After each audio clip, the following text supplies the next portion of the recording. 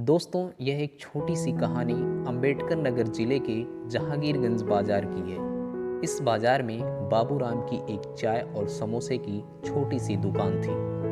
अब यह दुकान बाबूराम समोसे वाले के नाम पर फेमस हो चुकी है। बाबूराम बड़े सीधे और सरल स्वभाव के व्यक्ति थे। उनका एक बेटा भी था। दुकान के एक कोने पर बाबूराम समोसे तलते रहते और दूसरे कोने पर उनका बेटा पैसे लेन देन का हिसाब करता था। दुकान के आसपास ही छोटी बड़ी कंपनियां थीं। कंपनी में दोपहर को जब लंच का समय होता था तो कंपनी के लोग अक्सर बाबूराम की दुकान पर समोसे खाने के लिए आते थे। एक दिन अचानक कंपनी के मैनेजर राजेश बाबू अपने मित्रों के साथ समोसे खाने के लिए आए। समोसा खाते खाते राजेश बाबू को कुछ मजाक सूझा और वे बाबूराम से बोले, भाई समोसे तो आप बहुत ही बढ़िया बनाते हो और दुकान भी आपकी काफ़ी अच्छी चलती है, लेकिन तुम्हें नहीं लगता कि ये समोसे बेचकर तुम अपना कीमती वक्त खराब कर रहे हो? अगर थोड़ा और पढ़ लेते, थोड़ी और मेहनत करते तो मेरी तरह कहीं मैनेजर होते और ऐसो आराम की ज़िंदगी जी रहे होते। बाबूराम बेचारा तो सरल स्वभाव का आदमी था। वह बोला, मैनेजर साहब, आपके और मेरे इस काम में बहुत बड़ा फ़र्क है। आपको याद होगा, आज से करीब 10 साल पहले आप इस कंपनी में एक जूनियर के पद पर आए थे। उन दिनों आपकी पगार लगभग 12,000 रुपये महीने थी।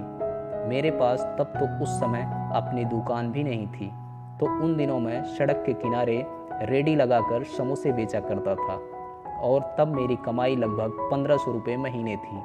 आज 10 साल बाद आप मैनेजर बन गए तो आपकी पगार 60,000 रुपये हो गई है, लेकिन मेरी अब अपनी दुकान है और मेरी कमाई लगभग 2 लाख रुपये प्रति माह है। लेकिन चलिए, पैसा ही सब कुछ नहीं होता है। आपने अपने जीवन में जो मेहनत और संघर्ष की है वो आपके बेटे के काम नहीं आएगी, वो आपके मालिक के जो बच्चे हैं उनके काम आएगी। लेकिन जब मेरा बेटा बड़ा होगा तो वो मेरी दुकान को संभालेगा और उसे कोई संघर्ष नहीं करना पड़ेगा। मैंने मेहनत करके अपनी दुकान को बड़ा बनाया है और ये मेरे बेटे इस बिजनेस को और आगे तक ले जाएंगे। लेकिन आप तो अपने बेटे को सीधा मैनेजर पद पर नहीं बिठा सकते। आपके बेटे तो फिर से वही जूनियर पद से मेहनत करनी पड़ेगी जो आपने की है।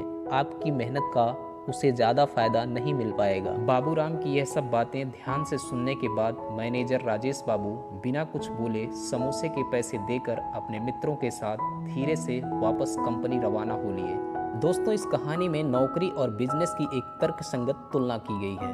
हम ये नहीं कहते हैं कि नौकरी करना बुरा है। दरअसल नौकरी भी अपनी जगह पर अच्छी है और अच्छाई बुराई तो हर काम में होती है, लेकिन बिजनेस नौकरी से कैसे ज़्यादा अच्छी है, ये बात इस कहानी में बताई गई है।